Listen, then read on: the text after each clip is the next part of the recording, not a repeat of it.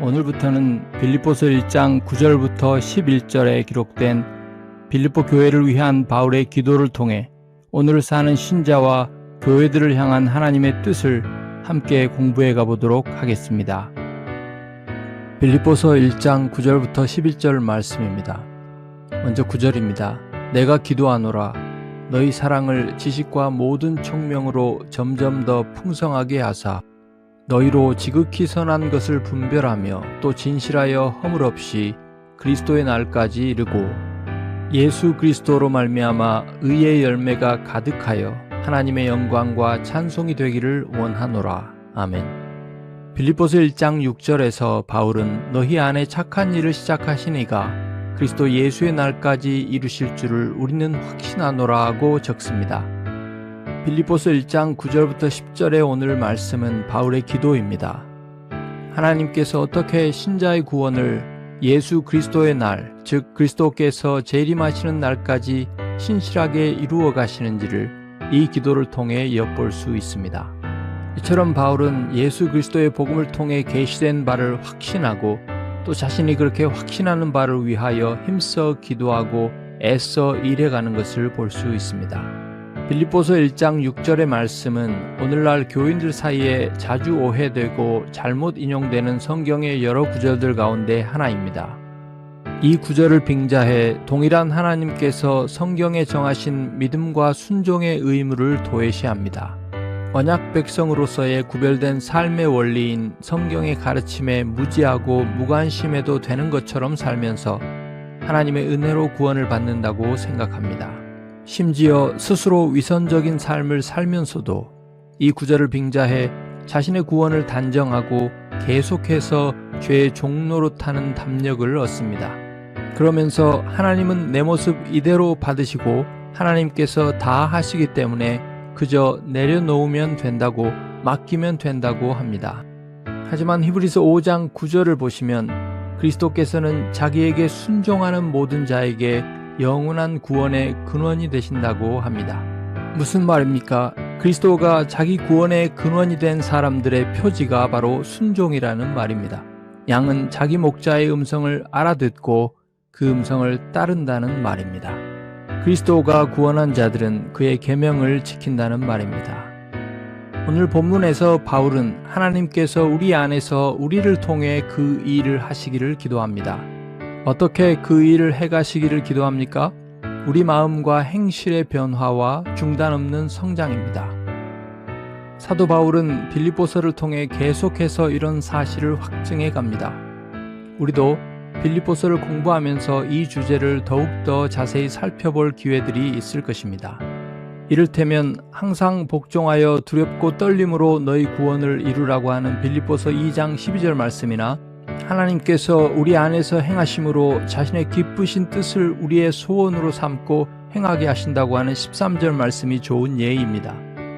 앞에서 언급한 것처럼 빌립보서 1장 9절, 10절, 11절은 빌립보 성도들을 위한 한 문장으로 된 바울의 기도입니다. 짧지만 신자의 구원의 영원과 현재를 아우르는 기도입니다. 바울이 빌립보 성도들을 위해 기도하는 몇 가지 중심 주제가 있습니다. 물론 이 기도의 중심 주제는 우리의 기도의 중심이 되어야 합니다. 오늘부터는 몇 차례에 걸쳐 이 중심 주제들을 함께 살펴보겠습니다.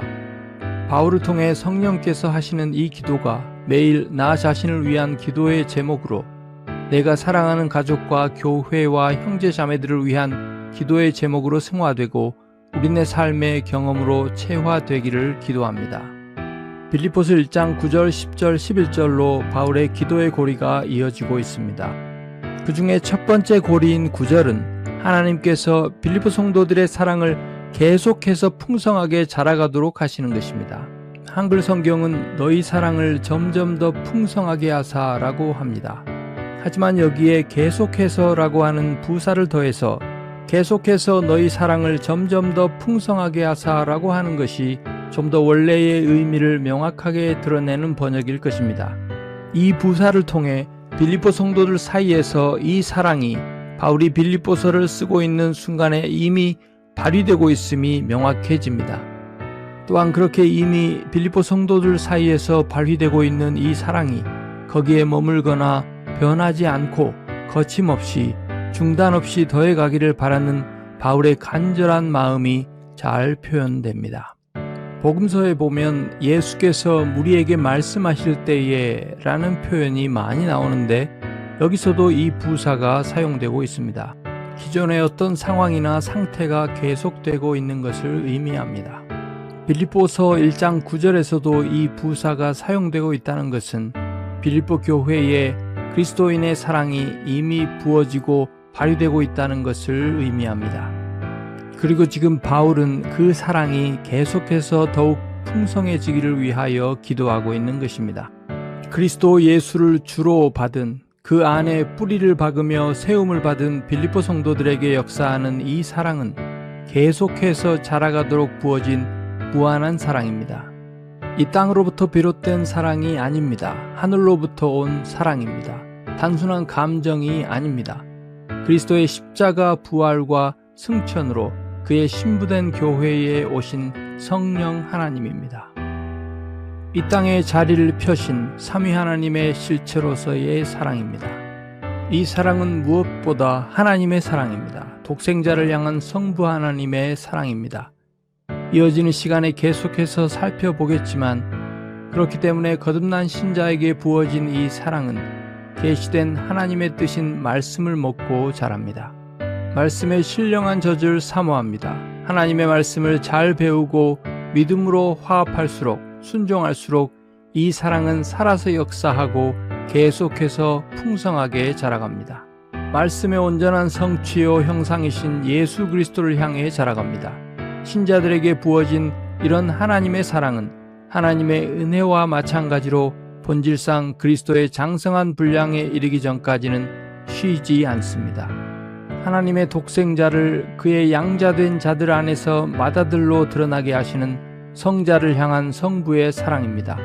신자에게 이 사랑이 부어짐으로 신자들은 하나님의 독생자를 향한 사랑의 바다에 뛰어들고 그 대양을 함께 헤엄칩니다.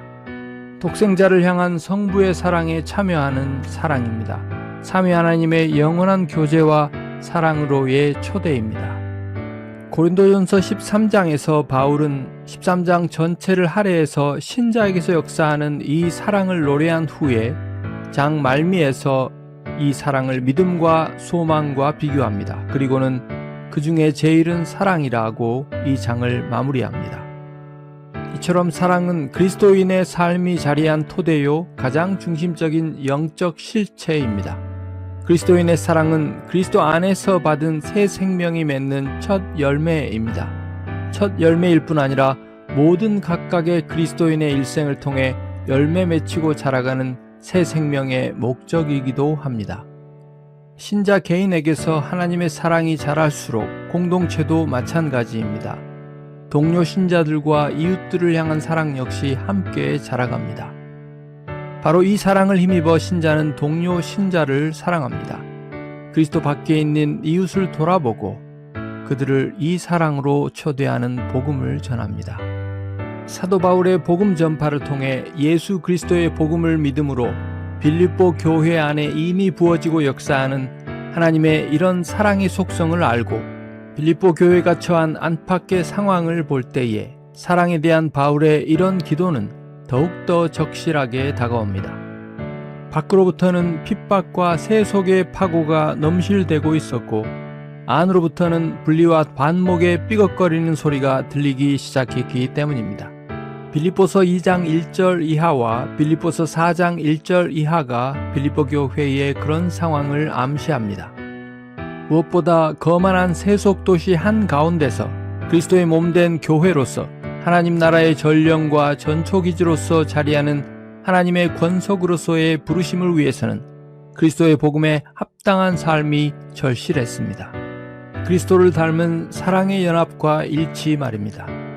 계속해서 너희 사랑을 지식과 모든 총명으로 점점 더 풍성하게 하사 예수 그리스도로 말미암아 의의 열매가 가득하여 라는 바울의 기도가 적절한 이유가 또 있습니다.